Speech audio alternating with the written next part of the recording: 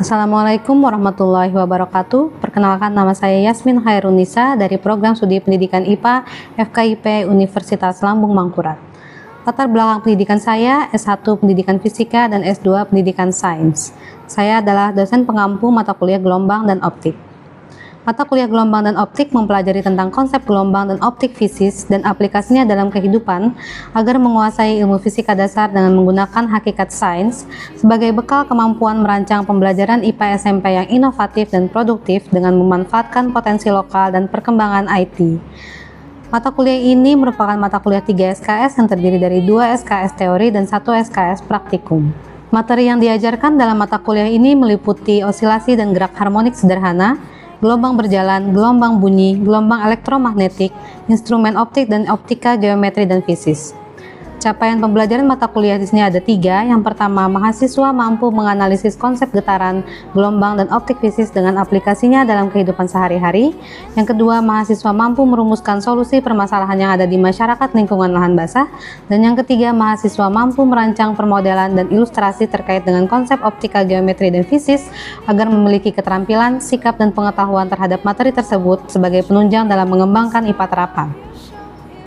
Media yang digunakan dalam perkuliahan ini adalah slide presentasi menggunakan PowerPoint dan PhET simulation sebagai virtual laboratory untuk membantu mahasiswa memahami konsep gelombang dan optik.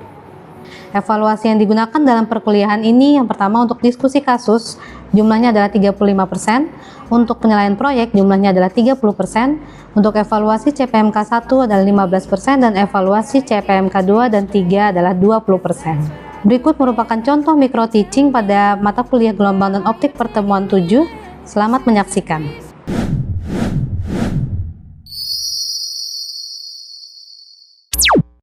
Baik, assalamualaikum warahmatullahi wabarakatuh. Waalaikumsalam warahmatullahi wabarakatuh. Gimana kabarnya hari ini? Alhamdulillah. Oke, sudah siap belajar ya? Siap. Baik, hari ini Ibu akan menjelaskan tentang gelombang bunyi dan kaitannya dengan sistem pendengaran di lingkungan lahan basah, di mana kasusnya sudah Ibu bagikan sebelumnya ya, di hari sebelumnya. Ya. Sudah baca belum? Sudah. Tentang apa? Polusi suara Di Banjar? di masing-masing. Baik, sebelum kita bahas tentang polusi suara tersebut, kita lihat dulu apa sih capaian pembelajaran mata kuliah untuk pertemuan kali ini. Bisa dilihat di slide.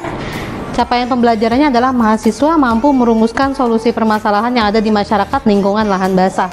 Jadi nanti kalian kan udah dikasih kasus, bagaimana kalian merelevansikan kasus ini, membuat solusinya tapi dikaitkan dengan lahan basah. Sub CPMK-nya yang ketiga, kan sub CPMK-nya ada beberapa ya di RPS yang sudah Ibu bagikan. Yang pertama sudah kita laksanakan di pertemuan sebelumnya. Hari ini kita sub CPMK 3 itu menemukan solusi permasalahan terkait gelombang bunyi dan kaitannya dengan sistem pendengaran di lingkungan lahan basah. Sedangkan indikatornya ini akan kita evaluasi nanti ketepatan kalian dalam menemukan solusi permasalahan terkait gelombang bunyi di lingkungan lahan basah.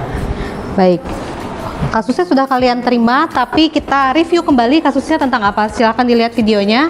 Apa sih yang kalian lihat di sini? Macet, polusi, Macet. Ini di mana nih? bising.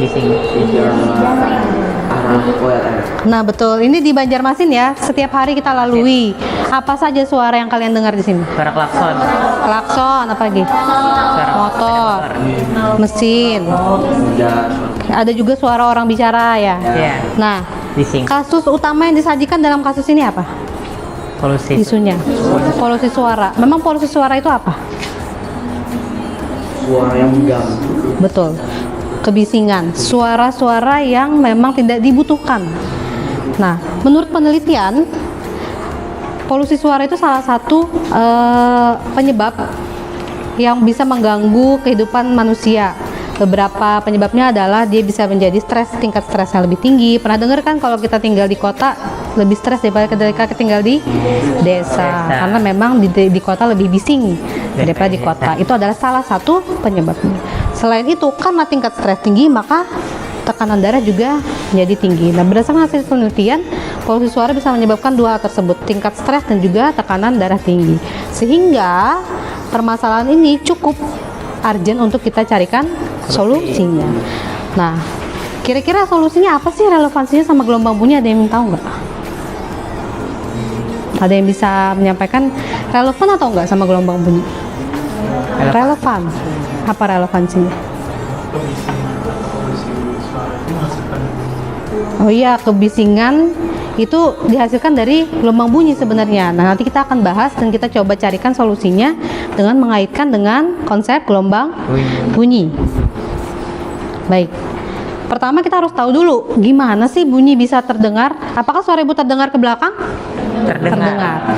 3 syarat bunyi terdengar itu, yang pertama ada sumber bunyi. Kalau misalnya ibu bicara di depan, berarti sumber bunyinya di mana? Ibu. Di saya. Apakah sayanya atau Ada suara. pita suara? Pita suara ibu menjadi sumber bunyinya.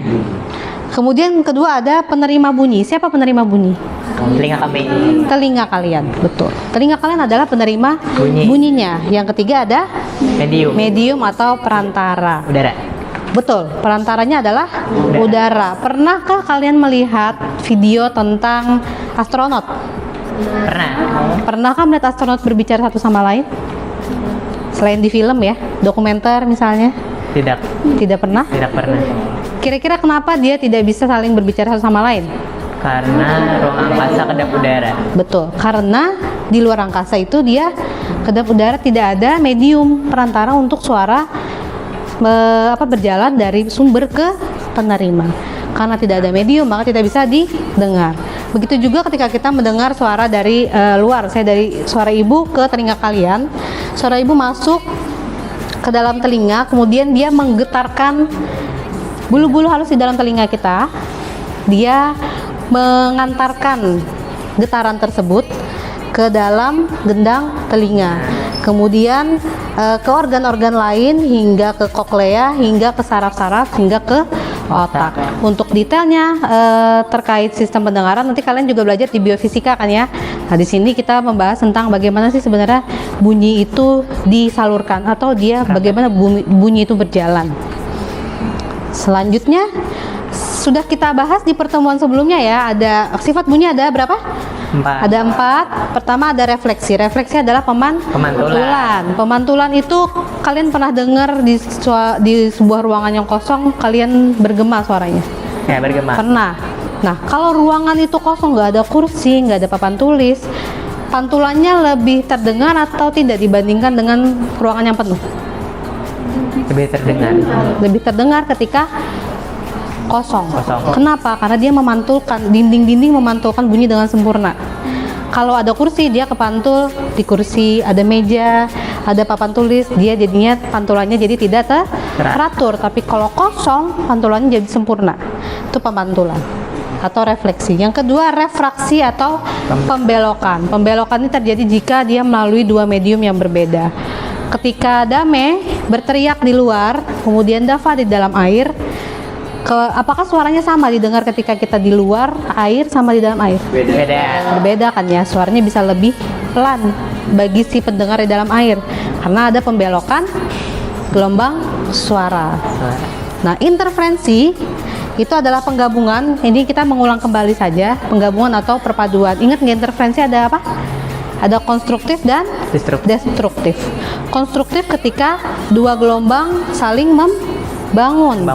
Kalau destruktif ketika dua gelombang saling meniadakan. Nah, kemudian yang keempat itu adalah difraksi atau pelenturan. Misalnya kita bersuara di sela-sela pintu, suara kita tetap terdengar di ruangan sebelahnya karena dia terjadi pembelokan suara. Nah, untuk memberikan solusi permasalahan gelombang bunyi ini yang terkait polusi suara, kita fokus pada refleksi dan interferensi.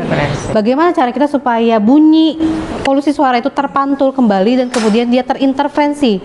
Bagaimana supaya interferensi destruktif terjadi sehingga yang kita terima polusi suaranya itu tidak sebesar sumber aslinya? Begitu ya. Oke, ini adalah simulasi gelombang bunyi. kalian boleh ambil handphonenya dan cek pakai barcode. Di sini Ibu akan klik juga linknya. Kita menggunakan FET supaya kita bisa melihat simulasi bagaimana sih sebenarnya gelombang bunyi itu bentuknya, karena kita nggak bisa lihat ya. Ya. Betul, kita nggak bisa lihat gelombang bunyi. Nah, karena kita fokusnya pada interferensi dan refleksi, kita lihat dulu. Ini yang refleksi ya, atau pemantulan. Kita lihat, itu adalah gelombang suara. Ini adalah bidang pantulnya, misalnya dinding. Kalian bisa lihat kan dia kembali lagi? Ya, kembali. Kalau nggak gelombang suara, pernah lihat nggak gelombang lain yang terpantul? Air. Cahaya. Kalau misalnya mungkin cahaya sama gelombangnya beda ya sama bunyi, cuman kalau ada bidang pantul maka mereka akan terpantul. Itulah konsep refleksi. Kalau bidangnya datar sama nggak sama bidangnya bergelombang? Beda. Apa bedanya? Kira-kira? Arah pantulnya. Betul. Arah pantulnya sama kayak cahaya. Kita juga sudah bahas tentang pemantulan cahaya. Ketika sudutnya ini bidangnya ini datar, maka gelombang yang terpantul dengan sudut tertentu akan dipantulkan dengan sudut yang sama. Kalau dia bidangnya datar. Tapi kalau bidangnya berbelok-belok, maka pantulannya jadi tidak teratur, jadi membaur. Coba kita lihat yang interferensi. Kalau interferensi kan sumbernya dari dua ya. Nah, kalian bisa lihat ini adalah perpaduan dua gelombang. Ini adalah interferensi. Kalau misalnya kalian lihat di bak mandi, kalian coba, kalian gerak-gerakan, kalian bikin gelombang dari dua sumber, nanti dia akan bergabung seperti ini.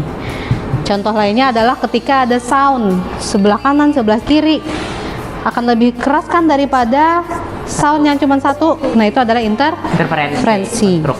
Baik. Konstruktif. Kalau dia keras jadi konstruktif, tapi ketika dia teredam maka dia menjadi destruktif. Nah, oke, kita kembali lagi ke slide. Perambatan bunyi.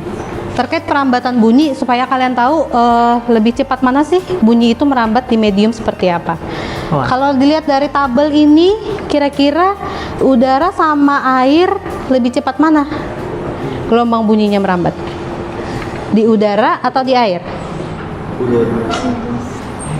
Di air. Karena cepat rambatnya lebih besar nilai yang di air daripada nilai yang di udara. Betul sekali. Karena cepat rambatnya ini 1490 meter per sekon. Dia bisa merambat sejauh 1490 meter dalam 1 detik jika dia di air dengan suhu 25 derajat Celcius. Air biasa. Kalau air laut beda lagi. Dibandingkan dengan udara, di udara adalah 331 meter per detik per sekon. Nah, jadi kalau misalnya kalian mau menyampaikan informasi lebih cepat, kalian bisa melalui air karena dia lebih cepat. Iya. Tapi kalau dibandingkan udara sama zat padat, misalnya aluminium, lebih cepat mana lagi? Aluminium. Lebih cepat aluminium lagi. Kalau mau lebih cepat lagi daripada air, kalian bisa pakai aluminium sebagai perantaranya. Oke? Ini untuk bisa lagi banyak medium-medium lain bisa kalian cari di buku referensi. Berapa saja sih cepat rambat setiap medium, kalian bisa lihat di sana. Baik.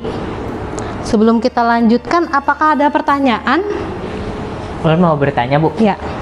Jadi kan di Banjarmasin itu kondisi geografisnya punya banyak sungai. Ya.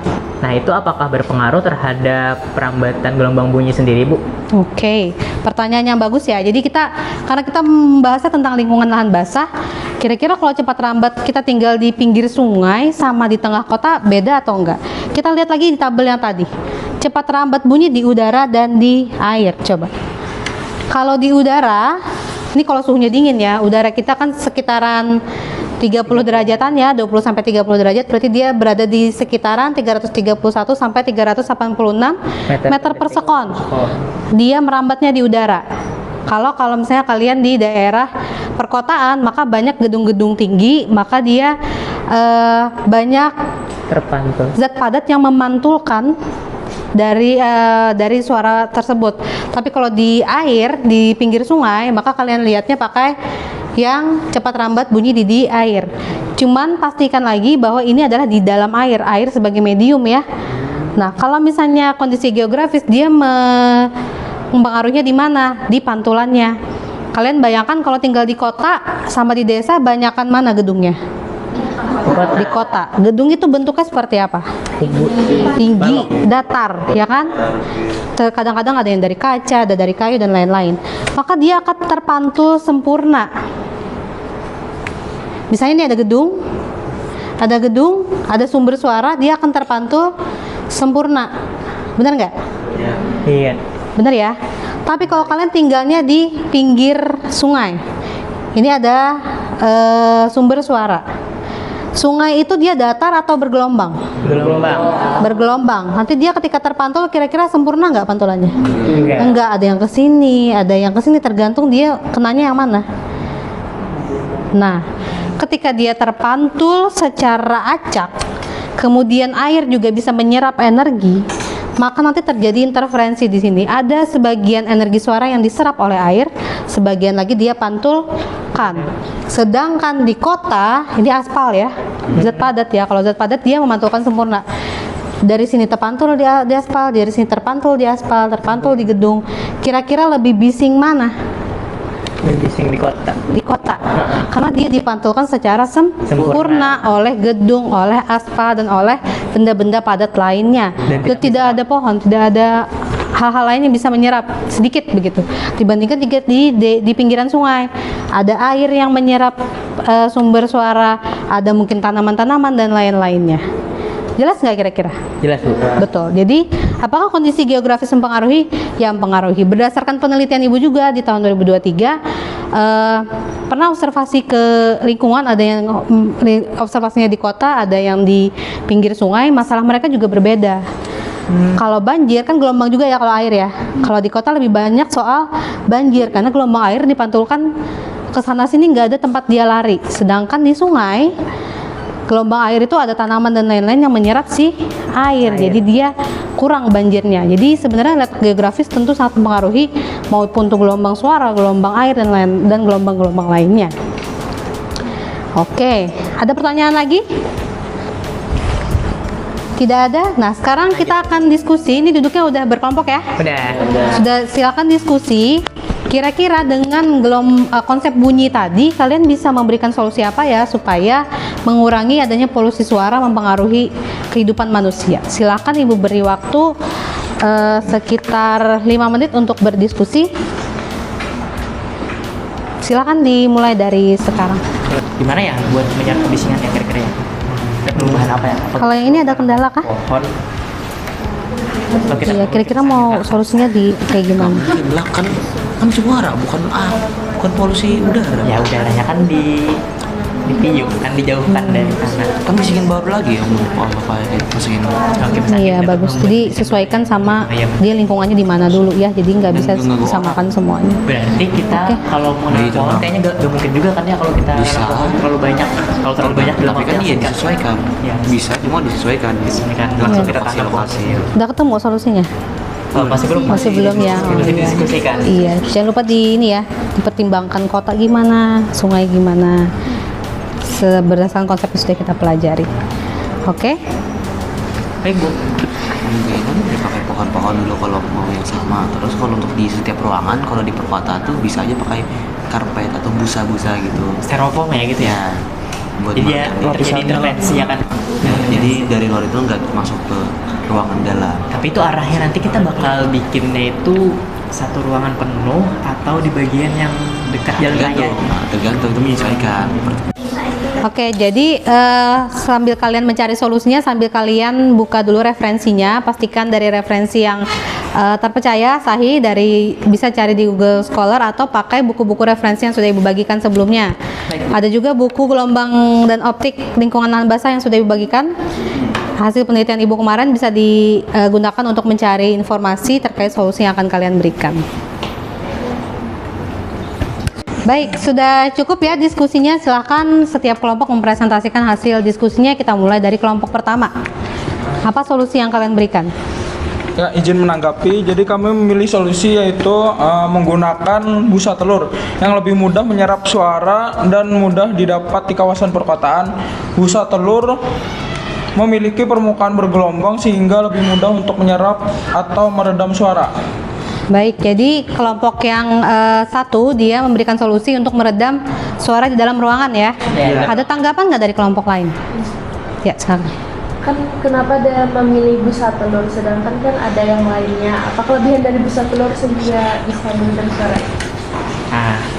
Jadi sebelumnya ada teori yang kata ibu tadi, ada interferensi. Nah, jadi busa telur itu kan dia berpori-pori.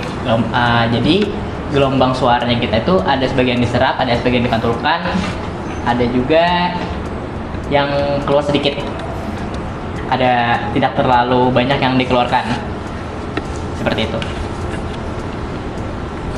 Baik, jadi mungkin dari tanggapan Ibu memberikan feedback dulu ya untuk jawaban dari kelompok satu.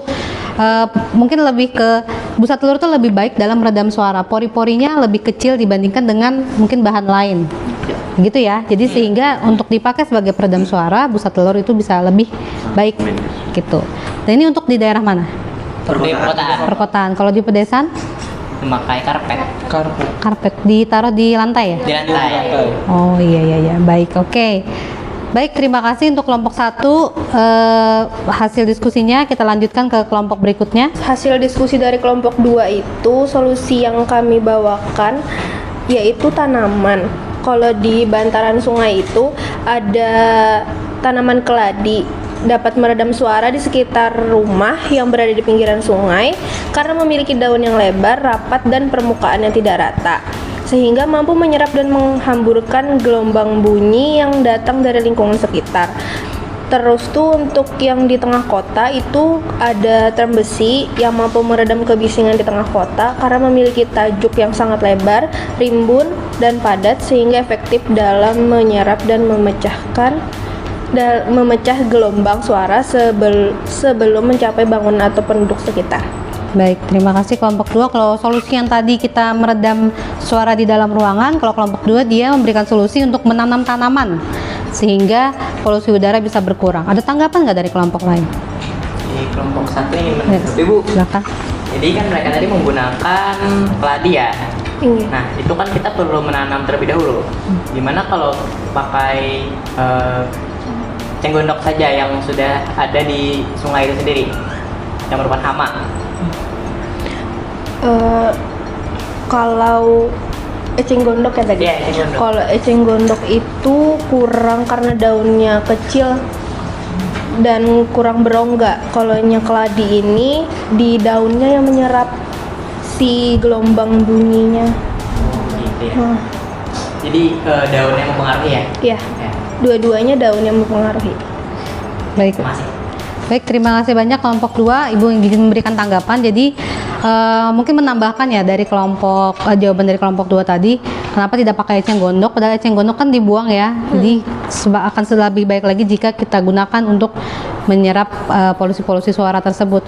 Nah, tadi sudah disampaikan oleh kelompok 2 bahwa kalau pakai keladi dia daunnya lebar sehingga serapan dia untuk menyerap polusi suara itu lebih besar dibandingkan jika menggunakan batang dari eceng gondok. Struktur daun juga mempengaruhi, pori-pori daun dengan pori-pori batang itu berbeda. Jadi perlu kita pertimbangkan kita mau menyerap polusi suara yang seperti apa sih, berapa desibel dan pori-pori seperti apa yang kita butuhkan. Nah, kalau menurut kelompok 2 tadi di bantaran sungai lebih baik pakai keladi karena daunnya lebar sehingga resapan dia lebih besar. Baik, terima kasih untuk kelompok 2. Kita lanjutkan dengan kelompok 3. Baik, silakan kelompok 3.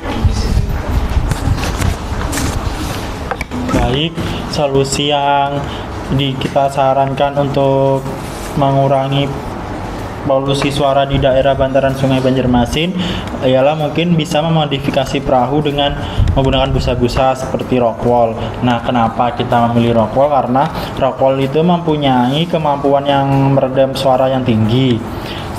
Menurut penelitian yang dilakukan, rockwool mampu menahan suara sampai 80 desibel, kemudian juga tahan panas, dan rockwool juga tahan atas kelembapan dan iklim-iklim tropis seperti itu. Baik, terima kasih kelompok 3. Nah, tadi sudah kita kasih solusi bagaimana meredam suara di ruangan. Nah, ini bagaimana meredam suara dengan menggunakan tanaman, sedangkan kelompok 3 memilih untuk meredam sumber bunyinya. Berarti kalian sudah mengidentifikasi ya kalau di daerah bantaran sungai sumber kebisingan utamanya adalah mesin perahu tadi, mesin perahu. Makanya mereka memutuskan untuk memberikan peredam suara pada si mesin perahu. Kelompok lain apakah ada tanggapan? Izin Ya. menanggapi, Silakan. kan tadi sudah dijelaskan solusi peredam suara di sungai. Kalau di perkotaan tuh bagaimana? Nah, oke, mungkin solusi yang bisa kita sarankan untuk mengurangi kebisingan suara di daerah perkotaan itu sama menggunakan rokok juga, namun bisa kita letakkan di knalpot kendaraannya. Menurut jurnal Utilization of Rockwall was as a silencer in movers. Nah, pemanfaatan limbah rockwall itu bisa digunakan untuk meredam suara karena bisa menunjukkan pengurangan kebisingan knalpot kendaraan hingga di bawah ambang standar suara kendaraan tersebut. Baik, terima kasih jawabannya pada kelompok 3. Tadi sudah menggunakan referensi juga ya. Jadi menurut kelompok 3 kita bisa menggunakan rockwall bagaimanapun sumber suaranya, baik itu mesin perahu, baik itu knalpot kalau di perkotaan.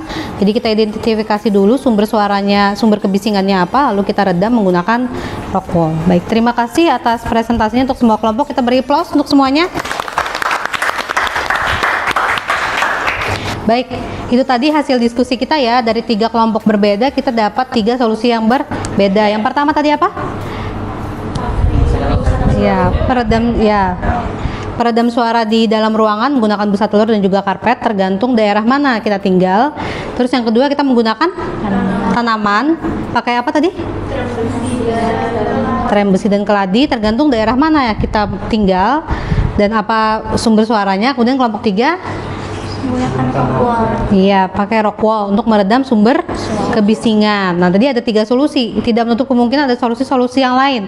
Tapi dari solusi-solusi tersebut, apa sih yang bisa kita simpulkan dari hasil diskusi kita, dari perkuliahan kita mengenai konsep gelombang bunyi dan juga tentang kasus kita tentang polusi suara? Ada yang bisa memberikan kesimpulan? Saya, Bu. Ya, silakan. Jadi untuk polusi udara sendiri ini kita dapat mengatasinya dengan interferensi bunyi melalui peredam suara. Nah, jadi kondisi geografi itu juga penting untuk kita lihat di mana si peredam suara itu tadi digunakan. Baik, terima kasih. Jadi kesimpulannya adalah kita bisa menggunakan konsep interferensi. Interferensi itu kita pastikan supaya penerima ini mendapatkan interferensi destruktif supaya polusi suara yang datang dari luar itu bisa diterima secara minimal oleh telinga kita sehingga mengurangi dampak negatifnya. Begitu ya. Apakah sudah jelas perkuliahan hari ini? Gimana menurut kalian perkuliahan ini? Apakah bisa dipahami? Bisa ya. Oke, mudah-mudahan teori konsep yang kita sudah pelajari hari ini bermanfaat untuk kehidupan kita semua. Jangan lupa setelah setiap kita selesai diskusi, kita akan menilai teman sekelompok kita ya. Hari ini kita akan menilai teman sekelompok kita yang di kanan kalian.